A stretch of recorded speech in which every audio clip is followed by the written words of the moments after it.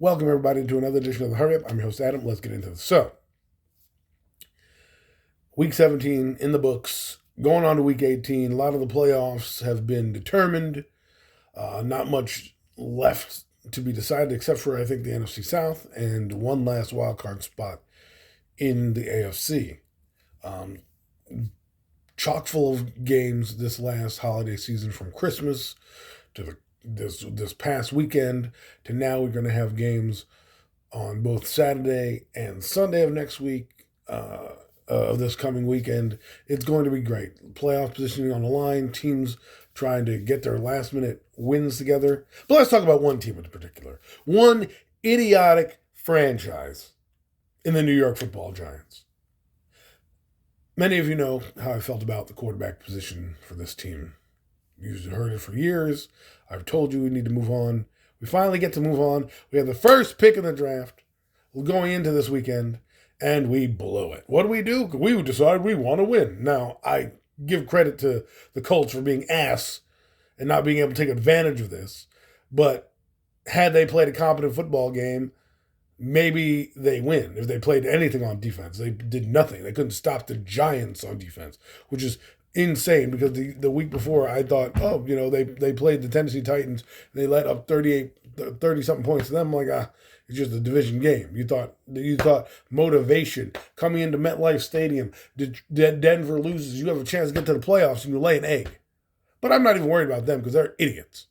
I'm worried about the dumbasses with the NY on their helmet who rather take pride in a meaningless season to win a game when you know you have a quarterback need, when you know that other teams in the NFL have quarterback needs, and you go out there and you win a game.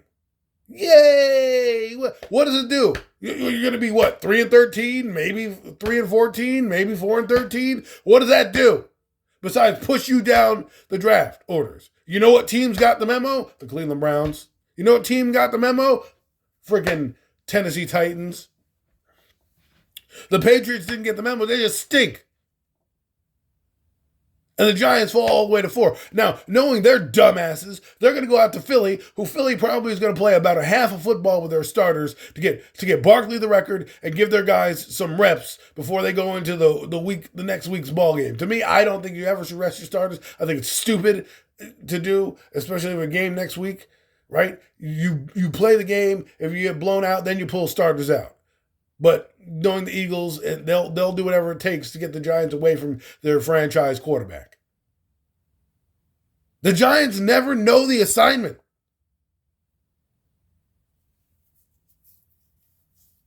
They bungle it every time. Oh, last year had a quarterback. Oh, let's take Malik Neighbors. Good for him. He got 1,000 yards. What did it do? Got us 3 wins. Great job. We told you that wasn't the right move. You could have got receivers up and down the damn draft. One in Brian Thomas is having a great year. In Jacksonville, they got him later on in the draft. Kenyon Coleman has been a contributor. They had Mitchell as well over there in the Colts. He was doing stuff. You have Xavier Worthy. He's doing things. We got receivers all over the board that we could have gotten later on in the draft because we were stubborn. Because we wanted to run it back with Daniel Jones, who ain't even on the team. You built around a quarterback that you cut halfway through the year. And didn't do anything to replenish it. Now I got Drew Lock in here. He wins a game. Good for Drew Lock. Good for his best game since who knows when. Breaking records, 5 touchdowns. Normally, if I knew this guy was going to be on the roster and that they invested in him, I'd probably give a damn. But he's not even signed to next year. So what did it do? And I knew some bad karma was coming when we had Joe Shane going to this pro day and this game and that game. And I'm like, yeah, that's just gaslighting us for this disappointment. Because in the end, they're going to tell us Jackson Dart was their guy from Jump Street. Because that's what they're probably going to do. That's what the Giants like to do. That's what John Mara likes to do. John Mara is a black cloud in this organization, and it trickles down to the 2 idiots below him, Joe Shane and Brian Daboll. Brian Daboll calling out ownership saying, oh, well, I could do that with a good quarterback. Mama, you could have done that all along. You were in on it till you heard your ass was getting fired. Then you decided to open the playbook. And if this guy costs us a franchise quarterback, Brian Daboll, great, good job. That's your one standing thing. You make the playoffs and cost us a quarterback. The Giants never get it right. Just never get it right. All you have to do is line out. You could have pulled everybody. You could have got the 1,000 yards of Tracy. You could get the 1,000 yards of Neighbors, and you could be like, listen, we know the assignment. We need to get our guy. Let's just get our guy and worry about that later. But you didn't. I can't blame Marset for scoring a touchdown. It was a kickoff. Play better. But at the end of the day, what is that Colts win going to do? Are we going to remember that win years down the road? Probably if we don't get a quarterback. But arguably, it's just going to be a blip on the radar screen. And would have been a better win if you had a young guy like a Michael Penix under center. Who you saw what he did last night. Marched his team down the field in a clutch moment to score a clutch touchdown in the waning seconds of the game to tie it up. But what do we got? We got journeyman quarterbacks, guys who stink, and we want to blow the assignment. We have a chance to get the 2 top quarterbacks in the draft, and no, we want to blow it. And then we have this notion that we're going to just be able to move up because Tennessee doesn't want to go. No, the 2 teams in front of us, Cleveland, Tennessee, well, the Patriots don't need a quarterback, but those 2 teams, they could draft quarterback easily. Now, we better hope that Jalen Milroe comes out because knowing the Giants, they're going to be dumb on Sunday and beat the damn Philadelphia Eagles and be like, yay, we won a game. We're 1-5 in the division. High five. Oh, you're 9th in the slot. Oh, we got to go. We got to get our quarterback then. Guess what? If you fire Brian Daboll and you bring the dumbass Joe Schoen here, what fucking coach is going to come here? Knowing that you're the 9th pick in the draft with no quarterback on the roster, which you can't dive money into another quarterback. You're not going to spend money on Sam Darnold. Sorry. He's not going to want to come here. Everyone tells me week in and week out, don't drive the quarterback. You need all these other things. Well, if we need all these other things and we're going to spend big money on a quarterback, how are we going to pay for the other things? If you had drafted a quarterback, you got that nice rookie deal. You could buy whatever you want with your cap space. But no, the Giants don't do that. You know what? I'm done with this team. If they don't pick a quarterback in this draft, I'm done. And I'm talking about at least round 1 or 2. I'm not settling for anything else. But this has been another. I can't even finish speaking because it's just so. The Giants are so egregious in their efforts of what they do and how dumb they are. They feel like they want to stay mediocre forever. And if that's what they want to do, this guy is not going to sit here for the ride. You can call me disloyal. You can call me this. I've been riding with this team for 30 years.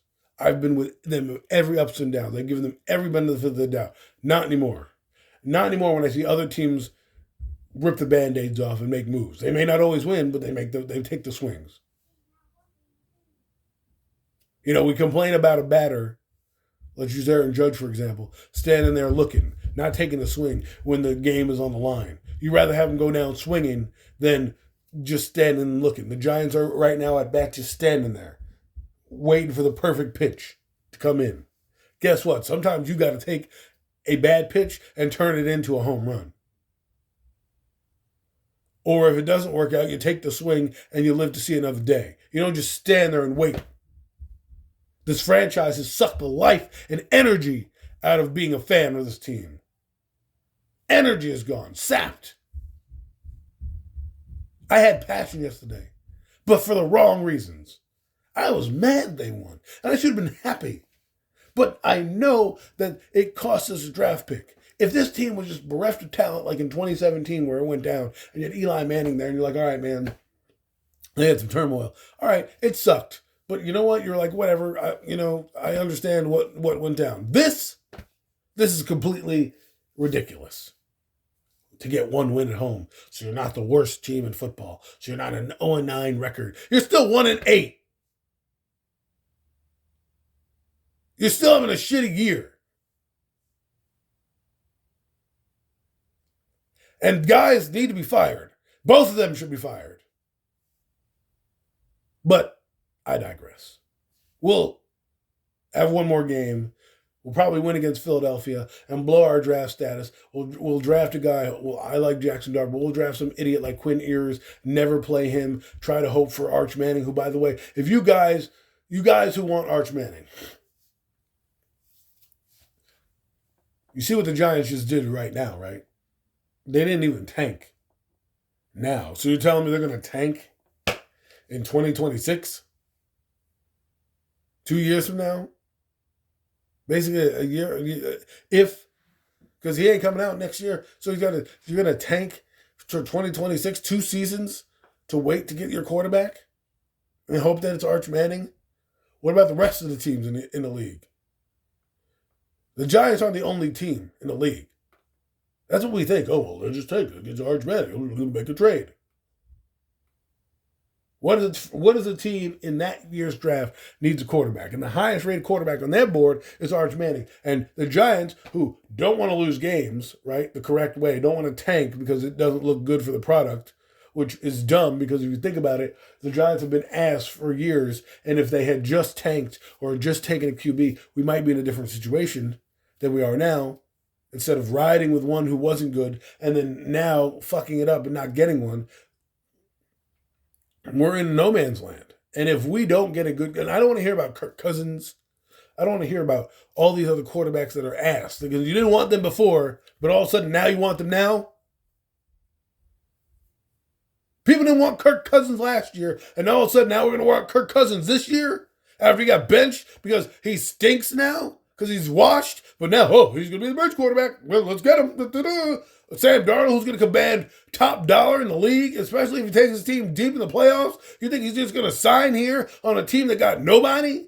We have Malik Neighbors, and that's it. He's got Addison and Jefferson and Hockenson and a good line out there. You think he's going to come here for this?